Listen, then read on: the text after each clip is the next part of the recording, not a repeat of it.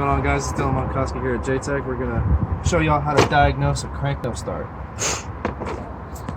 Main reasons why we would have a crank no start is fuel pump could be bad, fuel pump wiring could be bad, we could just have no compression, our plug wires could be messed up, spark.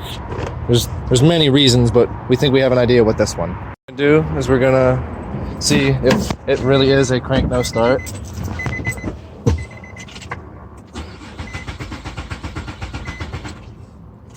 So since it's like not a crank, since it's just cranking and it's not turning over, I'm gonna actually listen for the fuel pump real quick.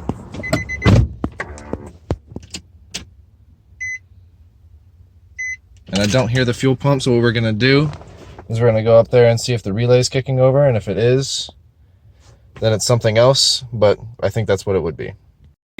Don't hear the fuel pump, I'm gonna check the fuel pump relay, and on the diagram it says this is the one that's supposed to be the relay, so that pretty much explains what's going on. So let me get the relay and pop it in there.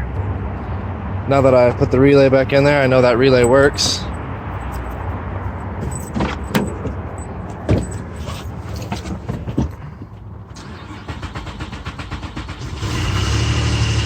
There we go.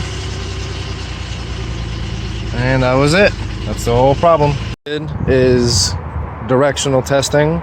So there's directional and pinpointing. Pinpointing would have been us going to see if the fuel pump was good, then we would go to spark and we would just hop all over the place. But what we did directional testing, so we heard that there wasn't a fuel pump sound. So what we did is we came and looked directly at the fuel pump relay, and since it was the relay, fixed the problem, and now we're all done.